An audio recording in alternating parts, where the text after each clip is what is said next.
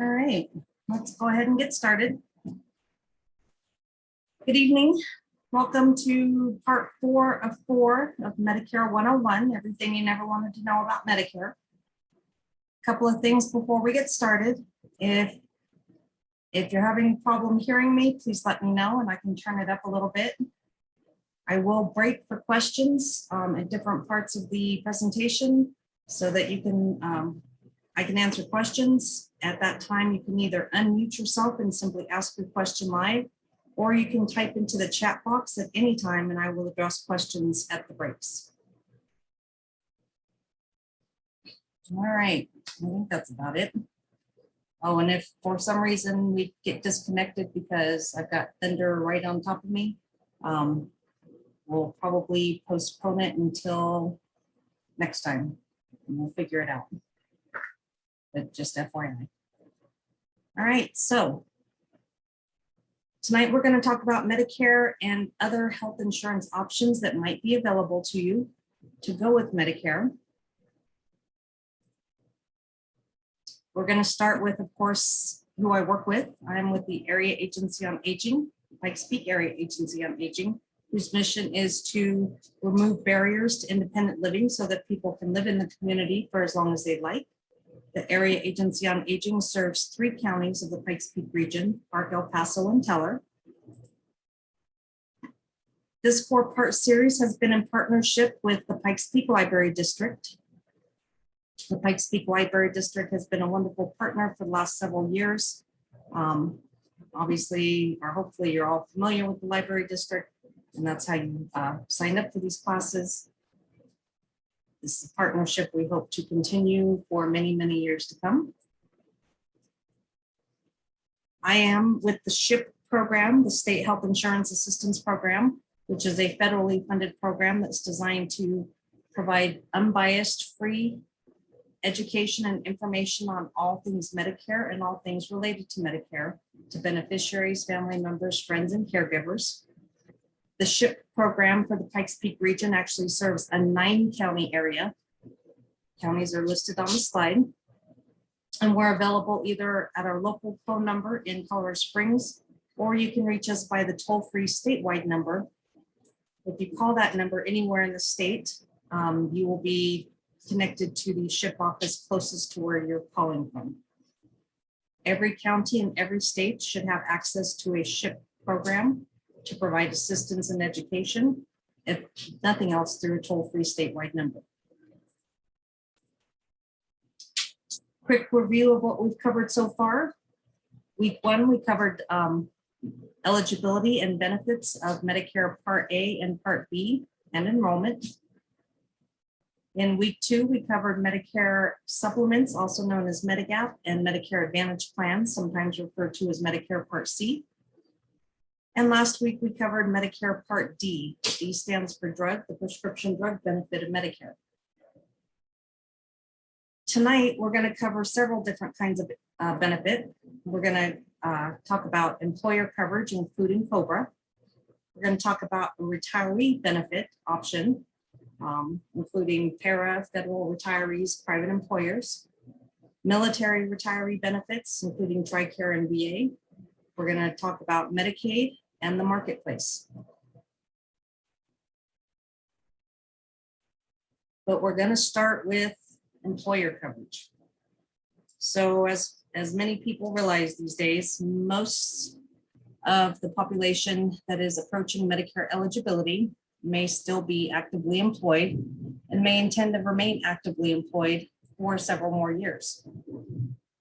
If that is your situation where you are actively employed and that employer provides health coverage, or you're the spouse of someone actively employed and you're insured by their employer health coverage, what that means when you are approaching Medicare eligibility is that you could potentially delay enrollment into Medicare based on the fact that you're covered by active employer group health coverage. Because employer group health coverage is considered creditable, and honestly, it is the only excuse Social Security will accept for delayed enrollment into Medicare without penalizing you later, you can delay enrollment into both parts of Medicare, both A and B. However, if you're eligible for Medicare Part A at no premium, you may opt to enroll in Part A when you become eligible for Medicare and delay enrollment into Part B because you'd have no premium for Part A. If you did that, Medicare Part A typically would become secondary to your employer coverage. That is, if you are employed by an employer with 20 or more employees. When the employment stops and the employer coverage ends, you would get a special enrollment period. That enrollment period would be an 8-month window from the time the employment ends. You'd have an extended 8-month period to enroll in Medicare without penalty. And keep in mind, employers cannot require that you enroll in Medicare. They cannot entice you to enroll in Medicare. They cannot provide you with extra benefits or tell you that they'll pay for Medicare and encourage you to enroll in Medicare. As long as you remain actively employed and entitled or eligible for the employer group health coverage, they have to continue to let you use the employer group health coverage as if Medicare was not an option.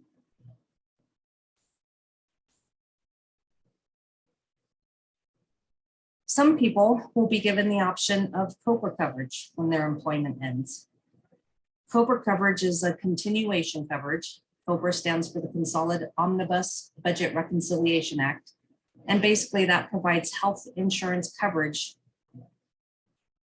that extends beyond employment. So for many people who might be choosing to retire before they're eligible for Medicare at age 65, so say they choose to retire a year before age 65 or 6 months before age 65, COBRA might be a good option to take at that time because it would continue the employer group coverage until you become eligible for Medicare. Now, keep in mind, COBRA coverage is a temporary benefit, and it's not a benefit designed to typically coordinate with Medicare. Another situation where COBRA might come in handy for someone approaching Medicare eligibility would be if you are the employed person and you are insuring your spouse or a spouse and dependent children. If you are choosing to retire or no longer be employed and you are potentially going to lose that employer coverage that also covers your spouse or dependent children, you could opt to have COBRA coverage cover the spouse and dependent children. To be eligible for COBRA coverage, it is required that an employer offer it to you when your employment ends, and that's based on whether you choose to stop working or you have a reduction in hours that loses your eligibility to have health coverage. So you go from full-time to part-time, for example. Eligibility or availability to cover dependent spouse or children is you have to either be losing employment or have a reduction in hours that causes you to lose health coverage. You become entitled to Medicare once you are already on COBRA. Your dependent or spouse, you and your spouse divorce or become legally separated. If you pass away, your spouse would be eligible for COBRA, or if any of your dependent children lose dependent status, they would be eligible potentially for COBRA. COBRA coverage is something that you have to be fairly careful about when you're becoming eligible for Medicare. In some situations, you would be able to have Medicare and COBRA at the same time, but in most situations, you would not. So if you are entitled to Medicare and enrolled in Medicare prior to ending your employment, you would be able to enroll in COBRA. Excuse me. So say you're employed, you lose employer coverage, you were eligible for Medicare a year before you stopped employment, but you delayed that employment in favor of keeping the health coverage. You delayed Medicare enrollment in favor of the health coverage. When you stop working, you would be able to enroll in COBRA as long as you didn't enroll in Medicare. But again, COBRA is a temporary benefit, so it usually only lasts for 18 months. In a situation where you're enrolling in COBRA instead of Medicare because you're already eligible for Medicare when you stop working, be careful not to allow that COBRA to run more than 8 months. COBRA would still not be considered credible coverage in that scenario. So if you're eligible for Medicare but have not yet enrolled when you quit working, you can enroll in COBRA, but you're still within that 8-month special enrollment period to enroll in Medicare.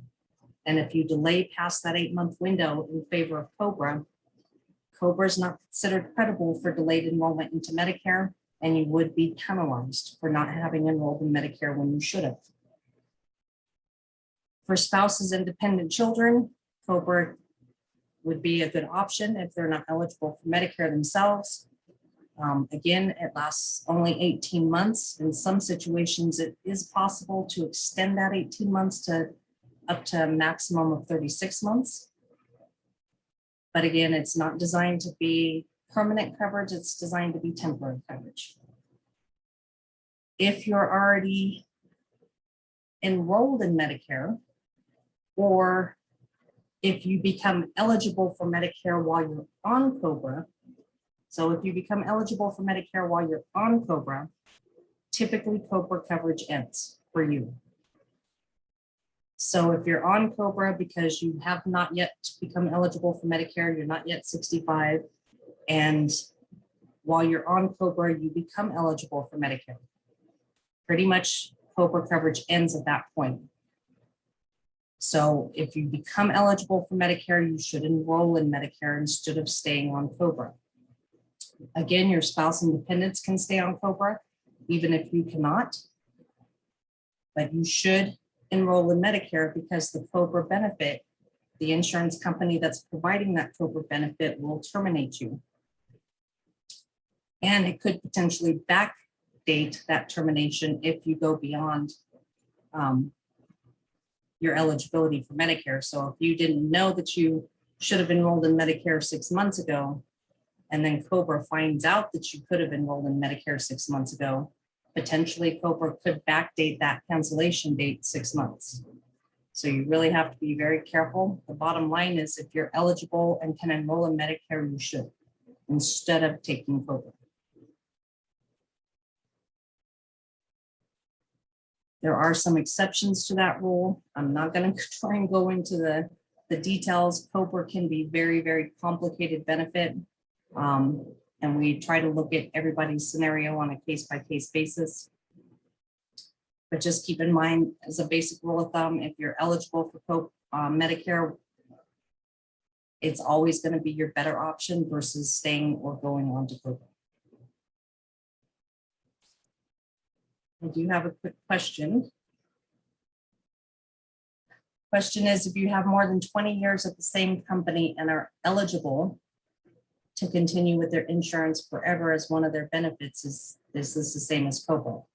Okay, that's a good question. No, it is not.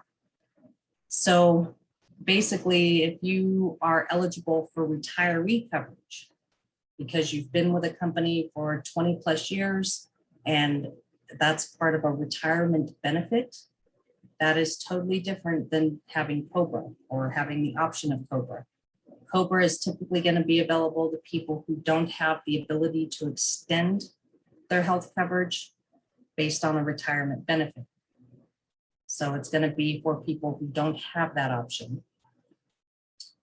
Keep in mind a retiree benefit. So I know, for example, federal employees, civil service federal employees, when they choose to retire, they have the option of continuing their health coverage through the federal program as if Medicare was not an option, or if they choose to enroll in Medicare, their coverage will start to coordinate and become secondary to Medicare. That is the only scenario I can think of where retiree coverage stays the same instead of changing into something else because of Medicare, but it is not the same as COBRA.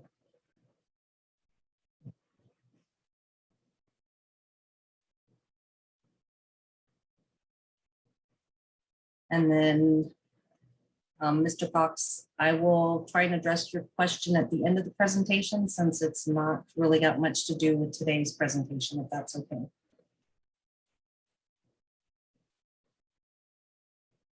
All right. So again, COBRA laws and rules are very complex. They can be very confusing. And if anybody has any specific questions about COBRA eligibility or COBRA coverage, you're more than welcome to give us a call and we can talk to you about your specific situation. Okay, so first topic we dealt with was people who are actively employed or losing active employer coverage. Now we're going to talk about benefits eligible for people eligible for Medicare who are retiring and may be offered health benefits as a retirement option. So from private employers primarily, health benefits as a retiree health option or retiree benefit option is totally up to the employer as to whether or not they want to offer that. Because it's based on employer preference, benefits and options can vary significantly from one employer to the next, especially in the private industry. Typically, the way most employer retirement health benefits work when you become eligible for Medicare is they will usually provide some sort of benefit that will coordinate with Medicare. So whatever current health benefits you had as primary would become secondary to Medicare.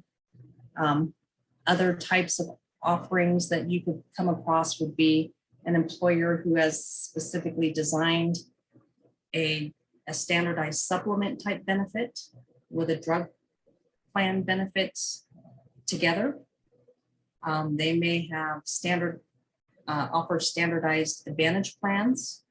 Usually when it's standardized options, it's through a third-party administrator that basically is a brokerage, an insurance brokerage that your company has decided to contract to do all the work for you, offer you the plans, tell you how they work, get you enrolled, that kind of stuff.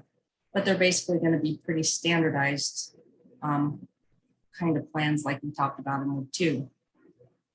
Other ways they can offer benefits is they can customize health coverage to coordinate with Medicare, where they can provide enhanced coverage. So coverage that is slightly different than what a standard supplement or a standard advantage plan might offer. It might have enhanced benefits such as lower copays or lower deductibles or additional benefits above and beyond what a standardized plan would offer. Other ways that employers might help cover health benefits when you retire would be to offer subsidies.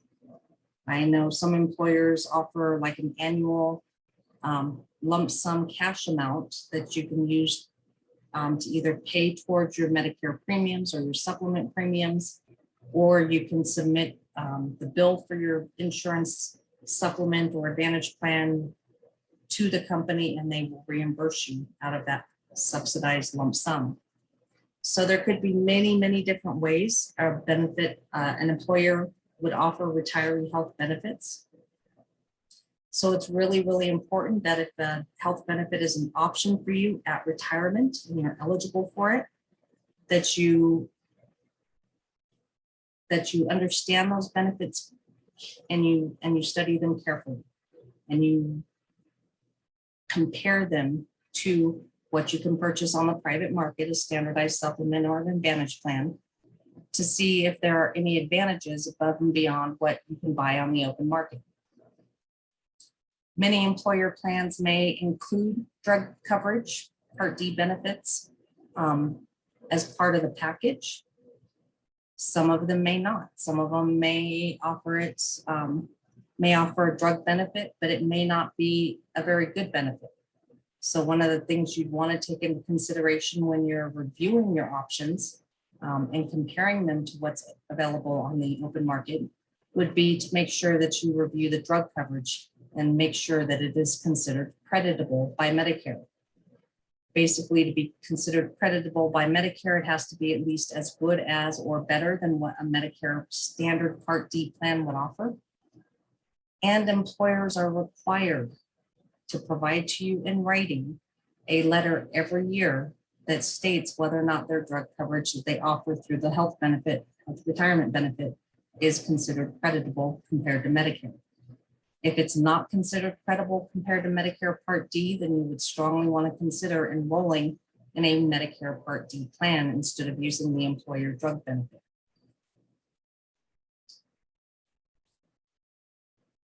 Again, it's important to understand the benefits you're being offered and compare them carefully with what else is out there on the open market. Things to take into consideration. Again, whether or not, if it offers drug benefits, whether or not those benefits are considered creditable. When you're comparing what's being offered by the employer to what's available on the open market, things you want to take into consideration are obviously going to be the costs, the premiums. So what you'd have to pay to have the retiree coverage versus what you pay to buy something on the open market. Your out-of-pocket costs, deductibles, co-pays, co-insurances.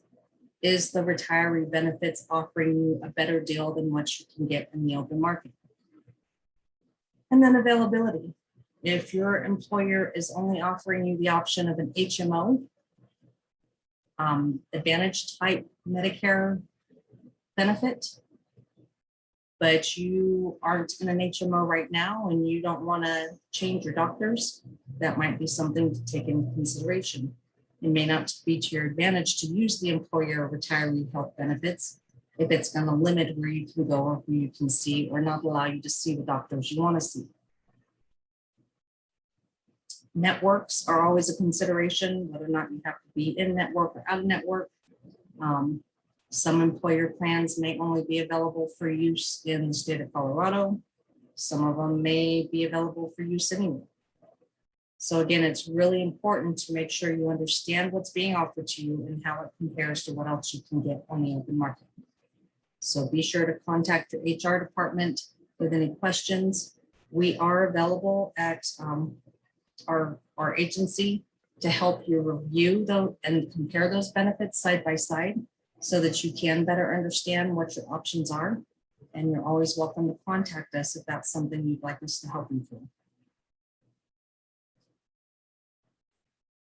All right, I'm going to pause there real quick for any questions. Again, if you have a question, you can simply unmute and ask the question, or you can type it into the chat box. I'm not seeing or hearing any questions, so we will move on.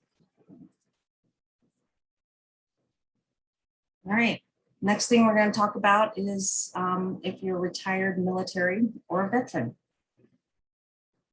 If you are retired military, what that means is that you have done your 20+ years. You've been in the service, actively in the service for 20 or more years. While you're in the military, enlisted in the military, you are usually given the standard military health benefit of TriCare. Usually comes in 2 forms these days, either standard or prime. Usually comes at very little cost to you, usually less, I think it's still less than $200 a year to have TriCare coverage. But you have to understand that if you are currently on TriCare, whether you're actively enlisted or if you're retired, when you become eligible for Medicare, there are some things that you're going to be required to do. And your TriCare standard or prime would change to TriCare For Life when you become enrolled in Medicare.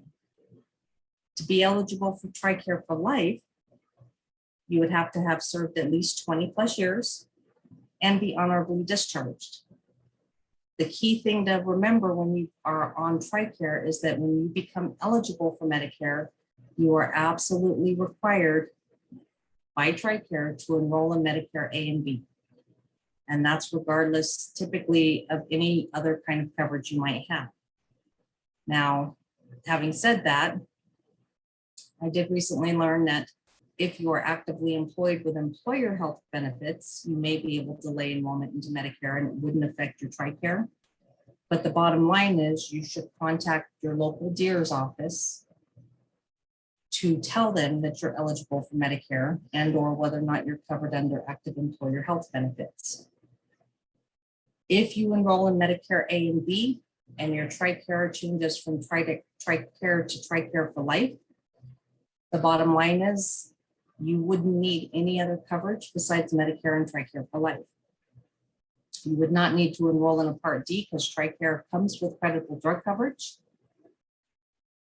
And you would not need to enroll in any other kind of Medicare product, such as a supplement or advantage plan. But again, you would want to call your local DEER's office to let them know that you're eligible for Medicare. They're probably going to want to see a copy of your Medicare card. And at that point, your TRICARE would change from TRICARE to TRICARE for Life. To be quite frank with you, if you are eligible for Medicare and TRICARE for Life, you literally have some of the best coverage available in this country today. It really doesn't get much better than Medicare and TRICARE for Life. And you simply would not need any other coverage, period. If you are a veteran, which means you're not retired military, but you did serve honorably, and you've become eligible for veterans benefits. Eligibility, of course, for veterans benefits is determined by the VA, and that can be based on disability, it can be based on income, based on medical need, based on service and when you served. Approval for VA benefits typically comes with the ability to use the VA medical facilities and services, pharmacies. As with anything that we've talked about so far, whether it's enrolling in Medicare and A and B in general, or any of the other options that we've talked about, enrollment into Medicare is optional. It is absolutely your choice whether or not you choose to enroll in Medicare. There's nothing that says you have to enroll in Medicare, but certainly all of the rules and penalties that we've talked about so far are in place so that people who choose to wait to enroll in Medicare until they really have a huge medical need are going to end up having to pay a little bit more because they weren't paying into that system like everybody else in the meantime. But there's nothing that says you ever have to enroll in any part of Medicare. When it comes to using the VA, keep in mind that, again, the VA is not going to require that you enroll in Medicare like TRICARE would, but neither are they going to coordinate with Medicare if you do enroll in Medicare. So if you have Medicare and you have use of VA services, they will not coordinate with each other. Medicare will cover Medicare services anywhere in the country for any medical reason, period. And VA will cover VA-related services at a VA facility, period. In very, very rare instances, they might coordinate for a hospitalization, but it would have to be pretty much in a situation where a VA hospital wasn't available or something like that. I do get a lot of questions from veterans as to whether or not they should enroll in Part B because they have to pay for it when they get all of their services from the VA. Why would they need Medicare Part B? And honestly, the bottom line is, again, Medicare is good anywhere for any reason at any time, no matter what. And VA is available for VA services at VA facilities. So use of VA can be much more limited, whereas if you have Medicare A and B, you're covered for whatever may come up down the road at any time for any reason. So there are a lot of benefits to having Medicare, even if you don't necessarily intend to use it right away. Another benefit of VA services would be access to long-term care services and supports. For example, if you had to go into a nursing facility, or even if you needed some support at home with home care. So that could be a definite benefit of having VA benefits. More information, I have listed the VA website at the bottom. VA benefits are good benefits to have, but so is Medicare. And so I do encourage people who have access to VA services to strongly consider enrolling in Medicare, just so that they have even more access to health care if they need it. If you use the VA medical services and facilities, you probably would not need to enroll in a Part D plan for drugs if you have access to the VA pharmacy, because the VA pharmacy is considered a credible drug benefit. So it would be good enough to allow you not to have to enroll in Part D. And if you did enroll in Part D later, there would not be penalties involved because you were using VA pharmacy. All right, any questions about any of that?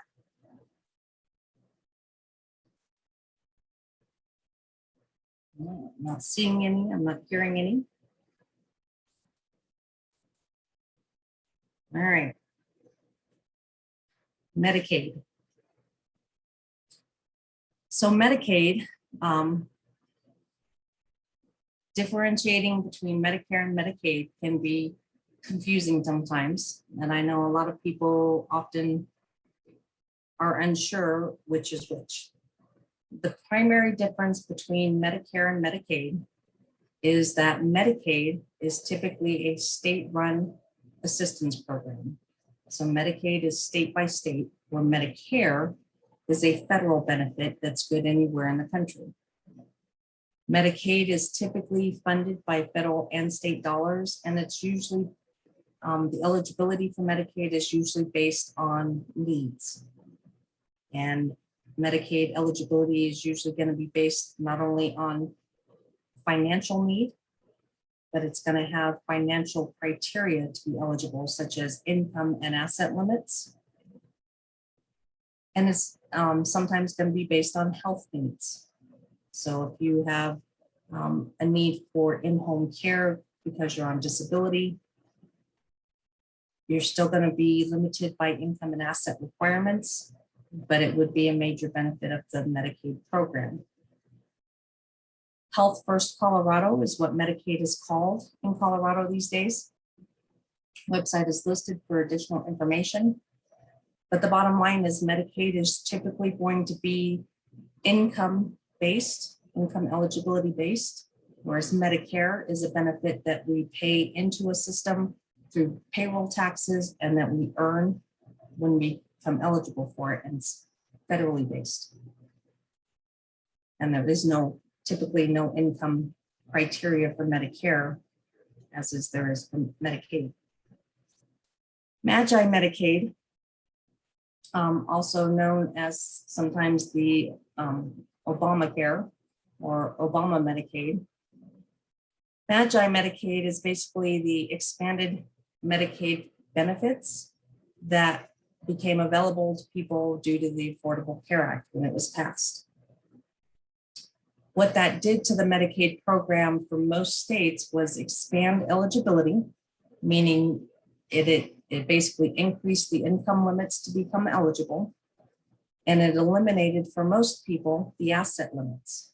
So the assets were no longer taken into consideration to be eligible. So it made a significantly higher number of people eligible for Medicaid coverage that would have otherwise not been eligible. And it created healthcare coverage for people who would probably not have been able to afford to pay for private health coverage if they were not eligible for Medicaid or Medicare. Typically, it is going to be based on, or it's going to be available for most people under age 65 or who are not eligible for Medicare. So Magi Medicaid pretty much is available to anybody unless you're eligible for Medicare. There are Medicaid programs available specifically for people who are enrolled in Medicare. And what most people don't realize is that there are a lot of different kinds of Medicaid. I can tell you in the state of Colorado alone, there are over 40 different kinds of Medicaid. And each and every one of those kinds of Medicaid has different eligibility criteria, either financial or physical. So there are a lot of different kinds of Medicaid. There are a lot of different scenarios that someone could be eligible for Medicaid, and everybody's situation may be totally different from the next person's. And that can vary from state to state. Some states have chosen not to expand their Medicaid benefits like Colorado and many other states did. Some states have applied for waivers so that they didn't have to expand Medicaid benefits to their population. Some states provide enhanced or even more benefits than the federal minimum mandatory benefit that the Affordable Care Act allowed. So it does vary from state to state what's available and what the eligibility criteria is. But keep in mind that when you have other types of coverage available to you, such as Medicare or TriCare or something like that, employer coverage, and you qualify for Medicaid, Medicaid is always going to be the payer of last resort. So will always be secondary or even third to other coverage. Again, there are programs, Medicaid programs available specifically for people with Medicare. But as I mentioned, the eligibility criteria changes for that program. Technically, these programs are not really Medicaid because they're funded through the federal benefits or the federal monies and not the state monies. But you apply for these benefits through the Medicaid system for Colorado and for most states. Medicare savings programs are the primary means of Medicaid coverage for people with Medicare. And Medicare savings programs will typically only help pay for Medicare expenses, such as Medicare premiums, if you qualify. Or if you're at a lower income and asset level, it may cover your Medicare premium so that it's not deducted from Social Security. And it may cover Medicare deductibles and co-insurances. Again, our office, and I've mentioned these programs in previous slides, in the past weeks, our office does help with these applications and with eligibility determination. So if anybody has any questions about these programs, you're welcome to give us a call or shoot us an email and we can certainly talk about it. Other programs that might be available to people who are considered aged or people who are on disability, regardless of age, through the Medicaid system. First program is called Old Age Pension. It may provide a small monthly income or subsidize your Social Security income or SSI income to provide you some additional benefit, some additional monthly income. And it would come with automatic full Medicaid benefits, regardless of whether or not you have Medicare. The most common use of Medicaid throughout the country, basically, is for long-term care services. And that's regardless of whether or not you have Medicare, you're over 65 or on disability under 65. Excuse me. Home and community-based services, which is a Medicaid program that provides home care assistance in the home so that the beneficiary can stay in the community in their own home, is probably the most common benefit through a long-term care program. But it would also help cover the cost of going into an assisted living facility or a long-term care nursing home, because Medicaid would cover the cost of room and board. Remember, Medicare does not cover long-term care services and certainly never covers the cost of room and board in any scenario except an inpatient hospital stay. And that's where Medicaid would come in a long-term care situation.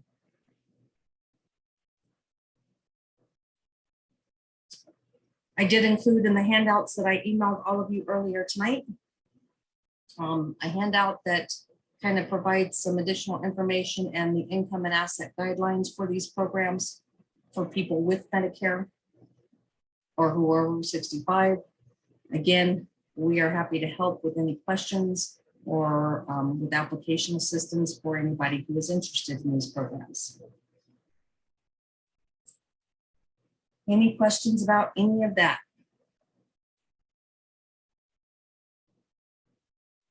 All right. I do have a question in the chat. You're a federal employee, I should make an appointment with you to discuss the various federal plans. You are absolutely more than welcome to contact us to talk about the different options available through the federal retiree program, so that we can help you determine what might work best for you and your spouse. Absolutely. All right, we're going to get done early tonight. So the last thing we're going to talk about tonight is the marketplace. The marketplace, also otherwise sometimes called or referred to as Obamacare. Again, this is the result of the Affordable Care Act. This basically is the insurance program that was put in place through the Affordable Care Act that mandated at a federal level that insurance companies allow people, pretty much anybody, to buy health coverage regardless of health. So it pretty much removed any pre-existing underwriting criteria that the insurance companies may have imposed prior to the Affordable Care Act. In many states, the marketplace is managed by the federal government, meaning the federal government is the entity that negotiates the insurances and the insurance companies that are offered in that state, negotiates the premiums, the benefits, and so forth. Colorado was one of a handful of states that opted to manage our own marketplace. And so in the state of Colorado, we have an entity called Connect for Health Colorado that administers and manages the health benefit options for the Colorado marketplace, negotiates the premiums and the benefits, etc. Basically, marketplace coverage is private insurance that anybody can purchase, or almost anybody can purchase. And if you go to the website, connectforhealthcolorado.com, it would give you the ability to shop around and price compare all of the different marketplace options available. Through the marketplace, there may be tax credits or premium subsidies available based on your income level. I know during the pandemic, those premium subsidies have been enhanced or improved. Whether or not that goes back to what it was prior to the pandemic, I'm sure it probably will. But those tax credits and premium subsidies were even better during the pandemic, so that people who qualified paid even less out of pocket in premiums and copays. Enrollment into the marketplace coverage is based on annual enrollment periods, which almost coincide with the Medicare enrollment periods. And pretty much anybody who does not otherwise qualify for health coverage in any other way. So if you are employed, but your employer doesn't offer health coverage, if you are retired, didn't have a retirement health benefit, but are not yet eligible for Medicare, you can go on the marketplace for coverage. If you are in between jobs, or your spouse or dependent and not eligible for employer coverage, they can go on the marketplace and shop and compare. If you're not eligible for Medicaid, you would go on the marketplace and shop and compare and enroll in health benefits that way. So basically, it gives people who were otherwise ineligible for health care through any other means, it gives them the ability to enroll in health care and have health coverage. I know specifically for my mom, who had to retire for health reasons at like 62, was not eligible for Medicare until 65. The marketplace came around just in time, and she was able to have health coverage until she was eligible for Medicare. So it was kind of a lifesaver because she was a cancer survivor. Things to remember in regards to the marketplace and becoming eligible for Medicare. Typically, if you are eligible for Medicare, you are not eligible to have coverage on the marketplace. If you are eligible for Medicare, but your spouse and dependents are not, they can enroll in the marketplace, but you would not.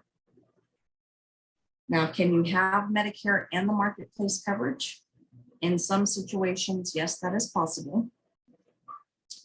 Typically, if you are entitled to Medicare Part A at no cost and you have marketplace coverage already, you can enroll in Part A or be entitled to Part A and keep your marketplace coverage. But because you become entitled to Medicare, you would lose any tax credits or premium subsidies you may have had. And it would be illegal for someone who is already enrolled in Medicare A and B to be sold a marketplace plan if they knew you had Medicare. Basically, Medicare and the marketplace do not usually and should not usually mix and should not be available to someone at the same time in most situations. Now, if you're not eligible for Medicare Part A at no cost, you have to pay a premium for it, and you're not collecting Social Security income, you would be able to use the marketplace instead of Medicare because you'd have to pay a premium for Part A.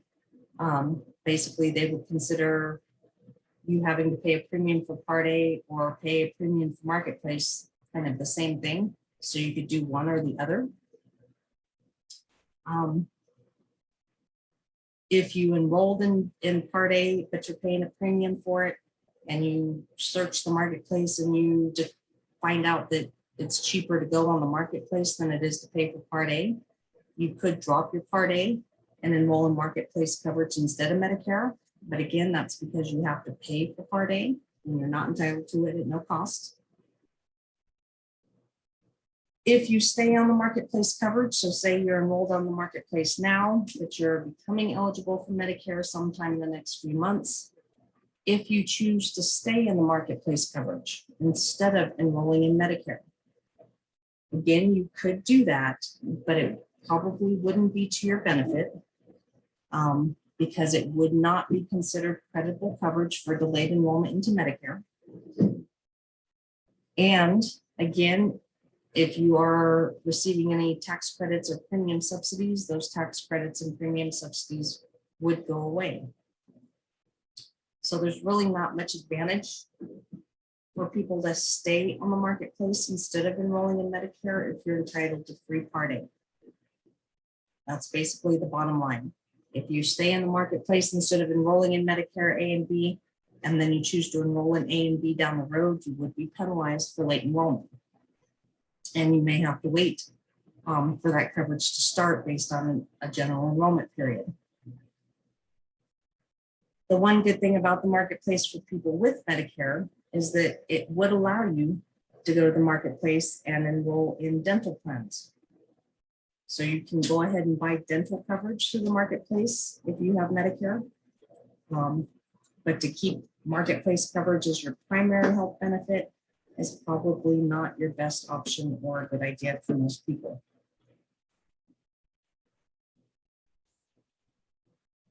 And again, marketplace rules and laws can be just as complex and confusing sometimes as COBRA. They are trying to clean up marketplace in Colorado so that the process from transitioning from marketplace to Medicare is a little smoother. But again, if you have any questions, concerns, or problems with getting out of the marketplace or about marketplace and Medicare, please feel free to give us a call or shoot us an email, and we're happy to talk to you about those options and help you make the right decision. And that's pretty much all I have for you tonight. Again, anytime you have any questions or concerns, you're always welcome to call us at our local Colorado Springs number or the statewide toll-free number in any of the 9 counties that we serve. We do have 5 full-time counselors and a couple of part-time volunteers right now. We're fully trained and certified, and we're all happy to help answer any questions. We are taking in-person appointments on a limited basis right now, but we're always available over the phone, or we can even do a Zoom appointment if that is helpful. And that is pretty much it.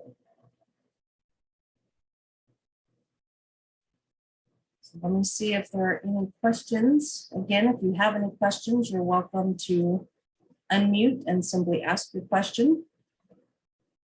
Does look like I have a question in the chat box. If you are converting from Obamacare to Medicare in mid-year, can your total income then go up since Obamacare income threshold does not apply? So are you talking about marketplace coverage? So if you're converting from marketplace coverage or from Medicaid, because that makes a difference. But the bottom line is Medicare does not base your eligibility on your income. Any assistance you might need with your Medicare costs would be based on income, but it's typically not going to affect your income as far as Medicare eligibility. Now, if there's still a need for, say, Medicaid assistance when Medicare goes into effect, Medicaid would start looking at assets, and they would certainly look at income, and the thresholds vary for that assistance, even for the Medicare savings program. So again, if you're talking about Medicaid, it's not going to affect your total income or Medicare eligibility. If you're talking about marketplace, it's not going to affect your income or Medicare eligibility. And if that's not answering your question, please give me an email or give us a call and we can talk about it in more detail.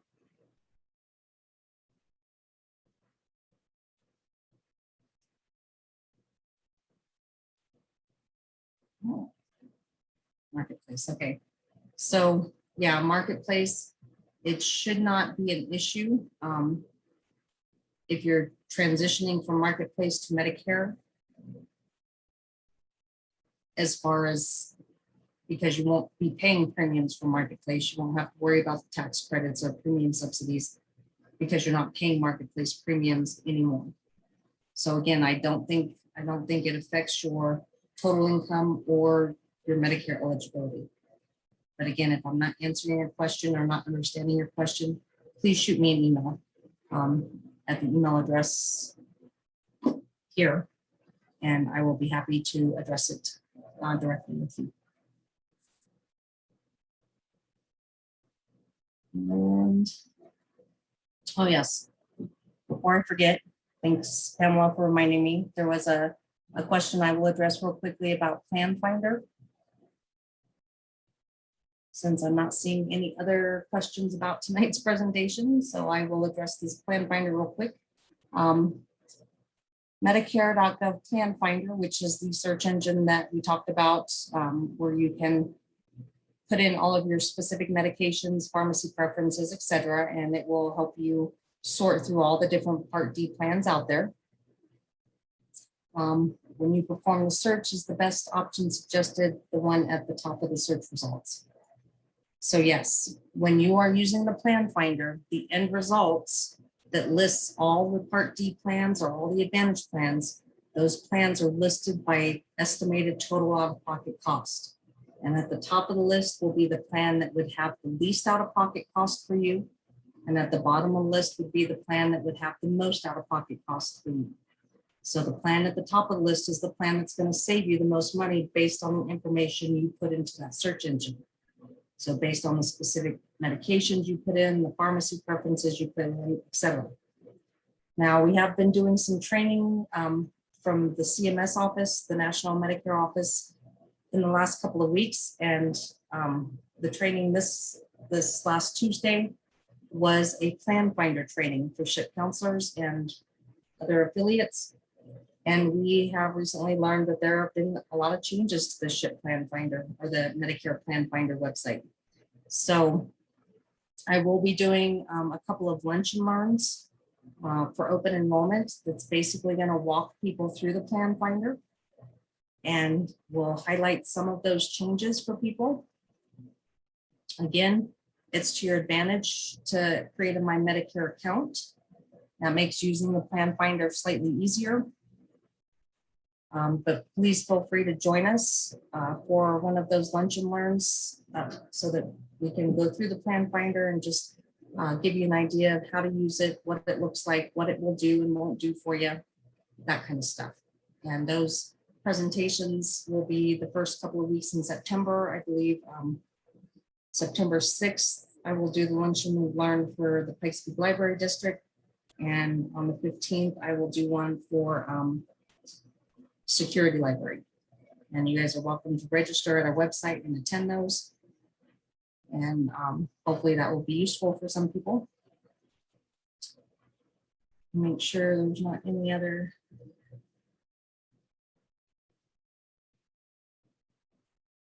questions.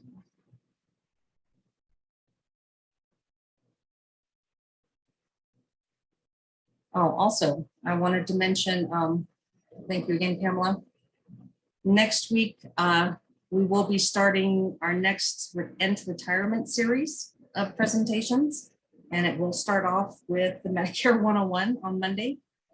So the End series is a 5-week, 5-part series on retirement, basically all the different aspects of retirement, from Medicare to Social Security to the social aspects of retirement, financial planning, all those different kinds of topics. It's a wonderful, wonderful 5-week presentation with wonderful topics and awesome speakers.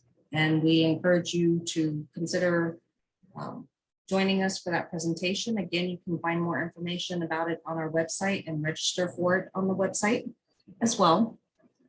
But it will start, it'll be on Monday evenings. I think they start at 4.